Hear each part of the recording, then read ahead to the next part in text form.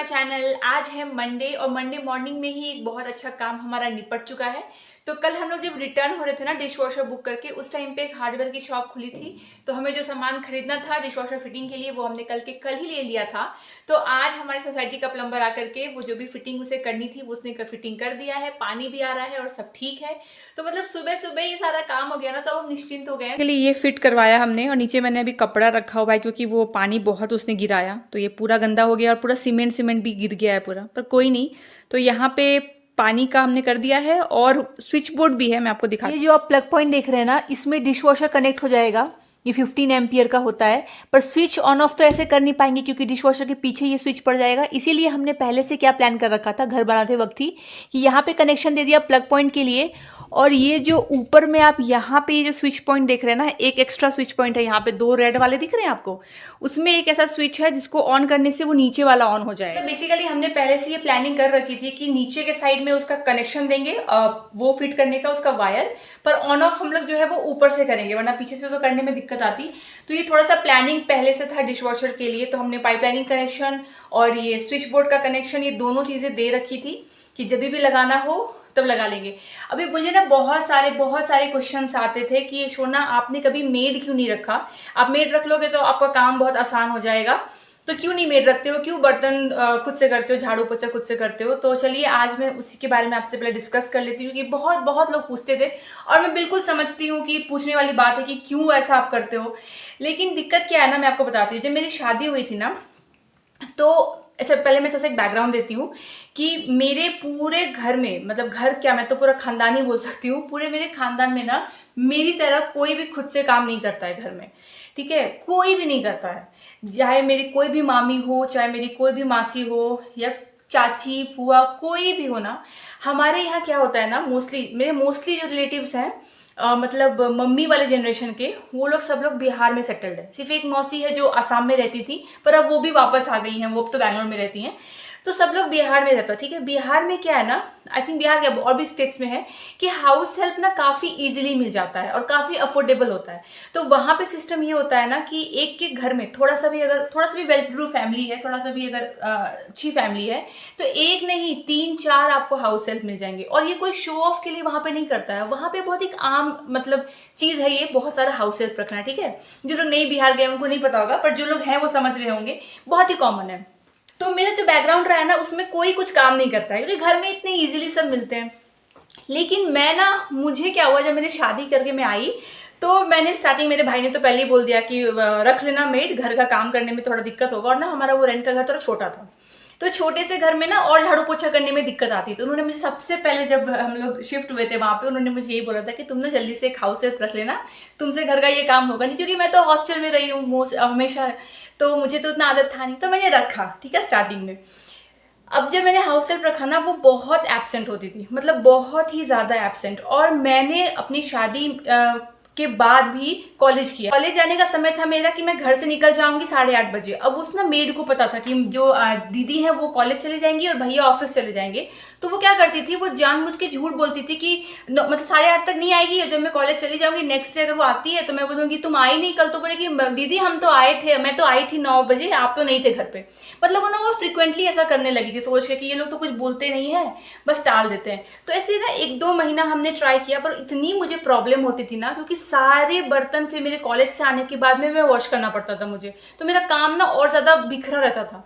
तो मैंने डिसाइड किया कि नहीं, ऐसे नहीं चलेगा, मुझे मेड नहीं चाहिए, जो करना है मैं अपने टाइम टेबल पे अपने हिसाब से कर लिया करूंगी।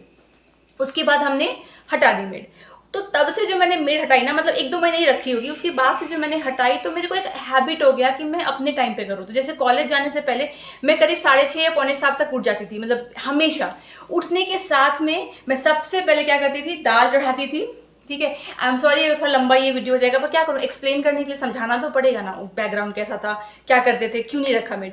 तो ना मैं पहले दाल चढ़ाती थी, उसके बाद फटाफट में राइस चढ़ाती थी। उसके बाद हम लोग उस समय कॉर्नफ्लेक्स खाते थे, तो मैं दूध बॉईल करती थी, कॉर्नफ्लेक्स फटाफट खा लिया, जूस पी लिया। उस समय हम लोग सुबह चाय अवॉइड करते थे, जूस पिया। उसी के साथ में तुरंत जितने बर्तन होते थे, हाथों हाथ में सारे बर्तन धोती थी और ये बना के रखती थी। ठीक है, फिर मैं कॉलेज से लौट के आती थी, इनका ऑफिस हमारे घर के पास था, तो ये लंच के लिए आते थे। तो हमारी टाइमिंग ऐसी थी ना कि मैं भी वहां से 2 बजे आऊंगी घर वापस कॉलेज से, और ये भी 2 बजे लंच करने आएंगे। तो घर में लंच हमारा रेडी होता था, उसको बस गर्म किया और लंच खाया। फिर जो लंच के बर्तन हुए वो मैं ऐसे ही हंसते खेलते 4 साढ़े 4 बजे, 4-5 ही बर्तन होते हैं 2 लोगों में, तो मैं शाम को वॉश करती थी। और झाड़ू और पोछा मैं शाम को करती थी, क्योंकि सुबह मेरे को बिल्कुल कॉलेज के लिए टाइम नहीं मिलता था।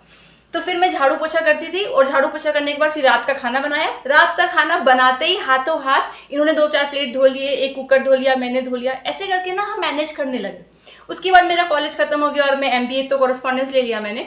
फिर हम लोग यहीं पे शिफ्ट हो गए। तो यहाँ भी इसलिए मैंने कंसिडर ही नहीं किया रखना, क्योंकि मुझे पता था कि उनका जो ये एब्सेंट करने का आदत है ना, उसमें आप बड़ा परेशान हो जाते हो, काम पूरा घर फैला हुआ, रूटीन खराब हो जाता है आपका। जबकि बहुत सारे हाउस हेल्प यहाँ पे आके पूछते थे कि मैम आप रख लो हमें, तो मैं ये बोलती थी कि नहीं नहीं मैं चल रहा, क्योंकि और हमारा प्लान था कि हम लोग बाद में डिश वॉशर लेंगे। अब दूसरा क्वेश्चन आता है कि डिश वॉशर आपने इतना लेट क्यों लिया, बहुत पहले ले लिया होता तो काम आसान हो जाता। हाँ करेक्ट, बहुत हमने सारा प्लानिंग करके रखा था, पर इसका नहीं लेने का रीज़न ये था ना, थोड़ा वियर्ड लगेगा आपको सुन के, पर ये सच है। हमारी सोसाइटी में ना आप शिफ्ट होते हो तो 1 साल का मेंटेनेंस जो होता है वो बिल्डर देता है, ठीक है, वो बेयर करता है। उसके बाद एसोसिएशन फॉर्म होती है, फिर आपको मेंटेनेंस देना होता है। हमारे बिल्डर ने पता नहीं क्यों ऐसा किया, जो बिजली बिल ट्रांसफर होता है ना ओनर के नाम पे, वो उसने ट्रांसफर ही नहीं किया। स्टार्टिंग के 1 साल, 1 सवा साल की मैं बात कर रही हूँ, वो ट्रांसफर ही नहीं करता था। तब तक ना सारा बिजली बिल ऐसा था कि पेंडिंग था। जब वो हमारे नाम पे ट्रांसफर होगा तब एक साथ सारे ही ओनर्स को बिजली बिल पे करना है, ठीक है, वो ट्रांसफर फाइनली 3 महीने पहले, अभी की मैं बता रही हूँ, 3 महीने पहले हमारे नाम पे बिजली बिल ट्रांसफर हुआ। और जो 1 साल से हम रहते आ रहे हैं ना, उस सब का बिल हमें एक साथ पे करना पड़ा। और हमारा बिल आया था कुछ 18,000 या 17,000 ऐसा बिल आया था 1 साल का। तो जब तक वो ट्रांसफर नहीं करता ना, तब तक मैंने सोच रखा था कि मैं डिश वॉशर नहीं लूँ, क्योंकि मुझे नहीं पता था कि इसमें कितना कंजप्शन होगा और कैसे होगा। और जब वो एक साथ बिल आएगा ना सर पे, क्योंकि आपको लगता है ना कि जब एक साथ बिल दे रहा है तो पता नहीं वो करेक्ट आएगा या कुछ उसमें एक्स्ट्रा ऐड हो जाएगा या पता नहीं क्या ऐड हो जाएगा, आपको कुछ एक आइडिया नहीं रहता है। तो उसमें जब था मुझे लगा क्या पता अगर 30-40 हज़ार का बिल आ जाए तो क्यों करने का है, जब तक वो क्लैरिटी नहीं आती है। At least washing machine, fridge, TV ये सब तो चलो है तो चलना ही है, पर डिश वॉशर को फिर क्यों मैं ऐड करूँ, क्योंकि वो रोज मैंने सुना है कि 1.5-2 घंटा का एक साइकिल होता है, तो बिल थोड़ा आता है, हमने अवॉइड कर दिया। फिर जब ये बिल हमारे नाम पे ट्रांसफर हुआ तो ये लॉकडाउन था, मतलब ये कोरोना वाला चक्कर था, तो कब जाते कब खरीदते। अब थोड़ा बाहर निकल सक रहे हैं तो अब हम इसलिए ले रहे हैं। तो मेड इसलिए नहीं रखा था, वैसे कोई मेरे को ऐसा दिक्कत नहीं है कि मेड रखना है। ऑब्वियसली आप कोई हाउस हेल्प रखते हो तो उसको एक एम्प्लॉयमेंट ही प्रोवाइड करते हो, उसके लिए फाइनेंशियली वो अच्छा होता है। लेकिन इतना प्रॉब्लम है ना, मेरे को आपको पता है मल्टीपल काम है, यहाँ आने के बाद भी यूट्यूब है, मेरा अपना प्रोफेशन है, तो इस सब के बीच में ना मेरे को किसी पर डिपेंड रहना वो नहीं अच्छा लगता। और दूसरा बात है, खुद से करते हैं ना तो फिट भी रहते हैं, एक्सरसाइज तो उतना होता नहीं है, तो इसलिए झाड़ू पोछा वगैरह करते हैं ना तो बॉडी चलता फिरता रहता है। बर्तन में तो खैर देखिए ऐसा कुछ आपको कैलोरी बर्न नहीं होता, वो खड़े खड़े करना है, बस कमर दुखता है, वो ठीक है। पर झाड़ू पोछा आप करोगे ना, कर सकते हो तो कर लो, कोई नहीं। मान लीजिए आज से 2 साल बाद में वो भी ना कर पाऊँ, है ना, कुछ मतलब नहीं हो पाई, इतनी बिजी हो जाऊं, तो सोचेंगे क्या करेंगे, तब डिपेंड करेंगे। पर अगर सिर्फ मैं झाड़ू पोछा के लिए बंदी कोई रखती हूँ और मान लीजिए वो एब्सेंट भी करती है 1 दिन या 2 दिन, तो वो उतना बड़ा हेडेक नहीं है, क्योंकि झाड़ू पोछा आप कर भी सकते हो खुद से, या फिर आप बिना किए 1 दिन रह सकते हो। बर्तन में तो वो होगा नहीं। तो बेसिकली ये रीज़न है, और इसलिए मैंने आपको बैकग्राउंड दिया कि मेरी ना पूरी फैमिली में जितनी मेरी मौसी और बहन लोग हैं ना, मुझे देख के हैरान रहते हैं कि बचपन से काम किया नहीं, काम करने की आदत नहीं, इतना कॉमनली सबको हाउस हेल्प मिल जाता है, इसमें कि ये कौन सी लड़की हमारे खानदान में पैदा हो गई है जो झाड़ू पोछा, कपड़ा, बर्तन, खाना पीना सब खुद करती है, वो भी हैरान रहते हैं। पर आई थिंक सो आदत हो जाती है, ऐसा कुछ नहीं है कि कोई नहीं करता था तो मैं क्यों करूँ, क्यों नहीं कर सकते, क्या खराब बात है। और ये एक्सप्लेन करने में मैंने बहुत लंबा बोला, पर ये क्वेश्चन बहुत समय से पेंडिंग था, तो मुझे लगा अब क्योंकि ये आ रहा है डिश वॉशर, तो आप लोग सोच भी रहे होंगे इतना लेट क्यों किया वगैरह, तो ये रीज़न था। और इस चक्कर में मैंने बहुत बात कर ली। चलिए फटाफट किचन साफ कर लेती हूँ, उसके बाद मुझे राइस बनाना है तो वो भी कर लेती हूँ। चलिए।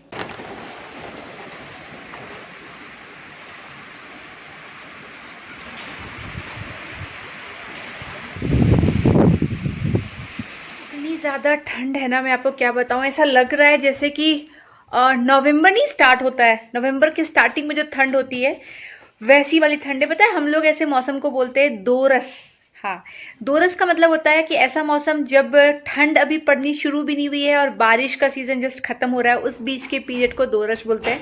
तो दोरस जैसा मौसम हो गया है, तो रजाई ओढ़कर मैं सोच रही हूँ कि हमारे पास तो ये कंफर्टर है ना, तो जो नॉर्मली हम लोग समर्स में यूज़ करते हैं और विंटर्स में भी यूज़ करते हैं। पर इस बार मुझे लग रहा है ना कि ये जो लॉकडाउन वगैरह था, इसकी वजह से शायद मौसम बहुत चेंज हो गया और इसलिए इस बार ठंड भी अच्छी खासी पड़ने वाली है। तो मेरे पास ना 2 रजाई है, वो नहीं अच्छे मोटे वाले रुई वाली आती है, वो 2 रजाई है और उसके लिए 2 कवर भी मेरे पास अमेजोन से मैंने बहुत पहले ऑर्डर किए थे, वो भी है। तो मैं सोच रही हूँ उनको एक दिन धूप लगा लेती हूँ, कवर्स को वॉश कर लेती हूँ, क्योंकि शायद इस बार फाइनली ठंड के मौसम में रजाई ओढ़ने का मौका मिलेगा। पता है, ये एक चीज़ मैं बहुत मिस करती हूँ नॉर्थ इंडिया का, वो है ठंड वाला मौसम। यहाँ भी ठंड पड़ती है, पूरा साल ही क्लाइमेट अच्छा रहता है, वो ठीक है। पर हमारे तरफ जो ठंड पड़ती है ना, उसकी बात ही कुछ और होती है। उसमें आप ना एकदम रजाई में घुसे हुए रहते हो और सुबह से लेकर 11 साढ़े 11 बजे तक आपके मुंह से धुआं निकलता है अगर आप ऐसे छोड़ते हो ना। हम लोग बचपन में ऐसे करते थे सिगरेट लेके, तो सिगरेट की तरह बिहेव करते थे, कैसे ऐसे छोड़ा ऐसा लगता था। तो वो मैं बहुत मिस करती हूँ। और फिर स्पेसिफिकली ठंड वाले खाने, और हम लोग ना बोरसी में आग तापते थे। मतलब एक तो रूम हीटर होता है ना, एक बोरसी होता है, उसमें मटका में कोयले डाल करके रूम को बंद करके आग तापने का, और उसमें स्वीट पोटैटो वो सब हम लोग पकाते थे। तो वो वाला प्रॉपर जो ठंड होती है ना, वो मैं बहुत मिस करती हूँ। और वैसा तो नहीं होगा, पर लग रहा है थोड़ा हो। और ना मैं जब अपनी शक्ल देखती हूँ ना अभी कैमरे में, थोड़ा सा ना अजीब सा आपको चेहरा लगता होगा, प्रपोर्शन में नहीं लगता होगा, क्योंकि ये सेल्फी कैमरा से मैं करती हूँ। तो सेल्फी कैमरा पे आप जब भी फोटो शूट करो या वीडियो शूट करो, चेहरा ना थोड़ा सा अलग दिखता है, तो इसलिए आपको थोड़ा सा अलग दिखता होगा। पर ना मैं उतना मुझे फर्क नहीं पड़ता है कि कैसा दिख रहा है, अच्छा दिख रहा है नहीं। क्योंकि देखिए, अगर मैं एकदम, जैसा मैंने आपको कहा था ना उस दिन की, अगर मैं प्रॉपर एकदम अच्छे से शूट करने लगूँ तो मैं ना इतना आराम से बात नहीं कर पाती थी। पहले मैं, पता है, पहले मैं वही करती थी कि क्वालिटी पे ध्यान देती थी। और मतलब ध्यान में क्वालिटी पे अभी भी देती हूँ, पर मतलब पहले मैं सोचती थी कि नहीं, परफेक्ट लाइटिंग हो तभी अच्छे से करेंगे। पर उसमें क्या हो रहा था ना, उसमें इतना आराम से मैं कर नहीं पाई थी, व्लॉग रेगुलर बेसिस पे भी नहीं हो पा रहा था। पर आप देख रहे होंगे काफ़ी टाइम से कि मैंने फ्रिक्वेंसी भी व्लॉग की बढ़ा दी है ज़्यादा। तो सेल्फी कैमरा से आराम हो जाता है, आवाज़ भी अच्छी आती है, पर थोड़ा सा ना चेहरा अलग सा दिखता है। पर कोई नहीं, क्या फर्क पड़ता है, मतलब चलता है कि नहीं। क्योंकि देखिए, मुझे साथ में बहुत सारे काम हो जाते हैं ना। मैं एडिट भी खुद करती हूँ, रिकॉर्ड करना, फिर एडिट करना, उसके बाद में अगर ब्रांड्स के कुछ काम है वो भी करना, फिर और भी डिज़ाइन का काम देखना। तो इतना ना मेरे से नहीं हो पाता है टाइम पे, जो फैक्ट है। बहुत ओवरलोड में हो रही थी, इसीलिए मैंने डिसाइड किया कि ये करने से ना मेरे को थोड़ा ईजी होता है एडिटिंग करना। मोबाइल पे ही एडिट हो जाता है, तो वो थोड़ा सा बेटर है। तो देखते हैं, धीरे धीरे अपग्रेड करेंगे, क्योंकि खुद से करना है ना सारा काम, तो थोड़ा तो दिमाग लगा के करना ही पड़ेगा। नहीं, हर कुछ बेस्ट आप नहीं अचीव कर सकते हो कि टाइम पे भी जाए, क्वालिटी भी A1 हो, वो नहीं होने वाला। एनीवेज, तो अभी मैं खा रही थी एक्चुअली ये केक। ये इतना अच्छा केक होता है ना, ये प्लम केक है। जो व्लॉग पब्लिश हुआ ना, सब लोग कह रहे हैं कि पहचान में ही नहीं आ रहे थे कि ये कौन है, ये अंगद जी हैं या कोई और है। एकदम ही पहचान में नहीं आ रहे हो, सब कह रहे हैं। अलग ही हो गया एकदम, बहुत अलग लग रहे हो, सही लुक था ना, तो एकदम ही अलग हो गया। बहुत ज्यादा अलग लग रहे हो और मस्त लग रहे हो तुम, एकदम हैंडसम। गुड इवनिंग, चाय तैयार है। और आज आज इनका एक चीज पकड़ा गया है। पता है क्या पकड़ा गया है? मैं गई देखने के लिए रूम में कि काम कर रहे हैं ये, ठीक है। बहुत शांति थी रूम में, मैंने कहा चलो बेचारे काम कर रहे होंगे, जाके खुद ही पूछ लेती हूँ कि मैं ही चाय बना दूं या क्या करूं। जाके देखती हूँ सो रहे थे, आराम से सो रहे थे। लैपटॉप इनका बंद था, शायद काम खत्म हो गया होगा, और आराम से ऑप्टिमाइजेशन, ओहो, मैनेजिंग योर टाइम।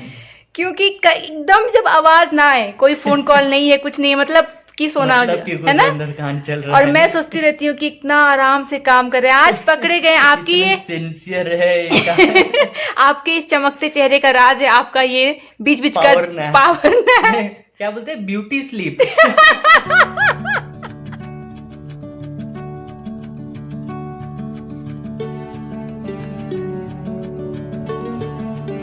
हम लोग गए थे वॉक करने के लिए, बहुत ही जोश में कि जाएंगे, आधा घंटा चक्कर काटेंगे, पर इतनी ज़्यादा हवा चल रही है ना, इतनी ठंड है, दोनों लौट के वापस आ गए, एक चक्कर भी नहीं काटा। आज बहुत ज़्यादा हवा है, और ऊपर पहनना पड़ेगा फिर स्वेट शर्ट, तो फिर ऊपर आए एक बार तो गए ही नहीं। ठंड है अच्छी खासी। और ये क्या कर रहे हैं, क्या कर रहे हैं आप? बालकनी में बैठना है? नहीं, ठंडा है बहुत। बालकनी में नहीं है? नहीं आना चाहते हैं, आराम से वहाँ पे सोफा पे बैठे हुए। पर एक्चुअली यहाँ पे उतनी हवा नहीं लग रही है, पर नीचे में ज़्यादा हवा चल रही थी, पता। अब फिर से ना लोग बाहर निकलने लगे हैं और सारा मार्केट वगैरह सब तो अच्छे से खुल गया है। पहले भी खुला हुआ था पर अब और अच्छे से खुल गया है। तो वैसे में वापस से मेरा डिज़ाइन का काम सब भी बढ़ गया है, नए नए काम आए हुए हैं, तो अब थोड़ा सा उसमें भी मैं बिजी रहती हूँ। बीच में तो एकदम ही कम हो गया था ना, काफ़ी कम हो गया था, मतलब आते थे पर बहुत कम आते थे, पर अब फिर से बढ़ गया है। तो फिर से पुराने टाइप का काम भी आ गया है और हो सकता है बीच में एक आध दिन साइट विजिट भी कहीं कहीं पे रहे। पता नहीं है ठीक से जाऊंगी नहीं जाऊंगी क्या करूंगी, उतना प्रेफर तो नहीं करती हूँ। मोस्टली तो मैं आपको पता है घर से करती हूँ कि मैं डिज़ाइन सर्विस है ना, मैं तो एग्जीक्यूशन देखती नहीं हूँ उतना। पर एक दो जगह शायद जाना पड़े इन केस, देखते हैं। पर इस बार अगर मैं कहीं भी जाऊंगी तो मैं आपको ज़रूर घुमाऊंगी, क्योंकि बहुत टाइम बाद निकली होंगी ना किसी प्रॉपर्टी में या किसी बिल्डर के पास। इनकेस जाती हूँ तो मैं आपको दिखाऊंगी। तो काम शुरू हो गया, अच्छा ही लग रहा है, मतलब सब कुछ थोड़ा बैक टू ट्रैक लग रहा है। नहीं, बहुत जगह स्कूल्स खुल गए, कॉलेजेस खुल गए हैं, ऑफिसेज। आईटी का मुझे नहीं पता, पर हाँ मैंने सुना है आईटी में भी ना अभी पॉपुलेशन बढ़ा दिया गया। मतलब पहले ऐसा था कि 25% लोग आएंगे या 30% आएंगे, फिर 50 कर दिया गया था, पर अभी बहुत जगह पे मैं सुन रही हूँ कि 75% लोग अब आ सकते हैं ऑफिस। तो सब धीरे धीरे बैक टू ट्रैक जा रहे हैं। कितना दिन घर में बैठे रहेंगे ना, वही हो गया। लोगों के दिल से डर चला गया, लोग सोच रहे हैं कि अब जो हो काम तो करना ही है। क्योंकि कुछ देखिए, वैक्सीन का कुछ पता चल नहीं रहा है कि अभी 6 महीने में आएगा कि इस साल आएगा कि अगले साल आएगा कि और 2-3 साल बाद आएगा। क्लैरिटी नहीं है लोगों के पास में। तो सब अपने अपने काम पे निकल गए हैं, चल रहा है काम। हमारा भी देखिए कुछ ना कुछ जो काम पेंडिंग था अब धीरे धीरे कर ही रहे हैं। नाश्ते में खा रही हूँ मैं झाल मुड़ी। ये इनको भूख नहीं है उतना, पर मैं थोड़ा सा खा रही हूँ। शाम को ना थोड़ा सा मंचिंग का आदत है, या तो चाय के साथ में बिस्किट खा लिया, तो वो आज एक ही बिस्किट खाया। अगर अभी नाश्ता नहीं करूंगी ना तो रात को भूख जल्दी लग जाती है, और मैं रात को अगर जल्दी खा लूँ ना तो फिर से भूख जल्दी लग जाती है। तो मतलब वो इक्वेशन मैनेज करने के लिए शाम को हल्का फुल्का कुछ खाना सही रहता है। तो ये ममरा मतलब मूढ़ी, झाल मूढ़ी सबसे अच्छा तरीका है। मुझे ना वो वाला स्टाइल बहुत अच्छा लगता है, वो जो बंगाल और बिहार में मिलता है। सरसों का तेल डाल के प्रॉपर बनाते हैं, काफी लोग उसमें बॉइल्ड आलू डालते हैं, पर मैंने इनको कभी खिलाया नहीं है। क्योंकि ये जैसे सुनते हैं ना कच्चा सरसों तेल, इनको लगता है कि वो बहुत ही ज्यादा कड़वा सा लगेगा, तो ये खाना ही नहीं चाहते। मैं किसी दिन वैसा बना के आपको दिखाऊंगी कि इनका रिएक्शन क्या है। पर फिलहाल जो मैं खाती हूँ ना वो ये बनाते हैं टमाटो केचप डाल के। तो हमने बहुत पहले भी इसका एक बार दिखाया था कि भाई प्याज वगैरह डाल के टमाटो केचप डाल दीजिए, हॉट एंड स्वीट वाला, और बहुत टेस्टी ना भेल की तरह बन जाता है। बेसिकली वो झाल मुड़ी नहीं, भेलपुड़ी बन जाता है। और अगर आपके पास में वो है ना क्या बोलते हैं उसको, वो जो आता है गोल गोल सा, जो टोकरी चाट में जो होता है, नहीं चाट में जो होता है, पापड़ी चाट में जो होता है, पापड़ी अगर आपके पास है तो वो डाल दीजिए, तो प्रॉपर ही आपको भेल ही लगने वाला है। और बिल्कुल लाइट। मुझे मखाना मंगवाना है, पता है मैं बार बार भूल जाती हूँ जब भी ऑर्डर करती हूँ ना अमेजोन से या फिर बिग बास्केट से। तो मखाना इज वेरी गुड, अगर शाम को लाइट कुछ खाना हो तो मखाना अच्छा है। एक्चुअली ना इधर से बहुत होटल का भी खा लिया था जब गए थे बर्थडे में, उसके बाद मिठाई मंगाया था, मिठाई भी हमने बहुत खा ली। तो इधर उधर का बहुत ज्यादा खा लिया है, इधर से घर पे ही पर खा लिया है। तो इसीलिए अब थोड़ा सा ना मैं कंट्रोल कर रही हूँ, वरना टाइम नहीं लगता है अचानक से वेट पुट ऑन होने में, हो ही जाता है ना अगर थोड़ा भी खा लीजिए तो ये थोड़ा सा इसमें टमाटर, प्याज, थोड़ा सा इसमें रहेगा लाल मिर्ची पाउडर, नमक, नींबू और टमाटो केचप। और ये बहुत टेस्टी लगता है। और हाँ थोड़ा सा मिक्सचर डाल देना, चाट मसाला भी डाल देने का, चाट मसाला भी डाल देने का, मस्त लगता है। और वाह यार तुम सच में बहुत अलग लग रहे हो। मैं खुद कभी कभी देख कैसे हैरान होती हूँ, कौन आ गया मेरे पीछे। एक किसी ने कमेंट किया था कि अंगद जी आप विराट कोहली जैसे लग रहे हैं। मैंने कहा वाह, इनको कैसा भी फील हो मुझे नहीं पता, पर मुझे बहुत अच्छा लग रहा था ये सोच के कि ये विराट कोहली जैसे लग रहे हैं। क्यों ऐसा क्यों विराट कोहली अगर तुम लगोगे तो मैं भी तो अनुष्का लग रही होंगी। वो मतलब मैं अनुष्का नहीं लग रही थी, वो नहीं तो मैं विराट कोहली जैसा लगूंगा तो तुम अनुष्का ही लगोगी, ये थोड़ी ना जरूरी है। तो विराट कोहली बहुत फेथफुल है भाई, अनुष्का ही लग सकता है सामने जो बिहेवियर उसके, और कोई नहीं लगेगा। कोई नहीं बेचारी कंफ्यूज हो गई। चलिए मैं ये खाती हूँ, उसके बाद थोड़ा सा काम है वो करूंगी, और डिनर बहुत ही लाइट करूंगी, ज्यादा कुछ खास नहीं। तो मैं आज का ब्लॉग यहीं तक रखती हूँ, आशा करती हूँ आपको अच्छा लगा हो। मिलती हूँ अगली बार, तब तक आप अपना ख्याल रखिए और हमारे वीडियोस को देखते रहिए। Bye bye Virat Kohli ji, bye bye.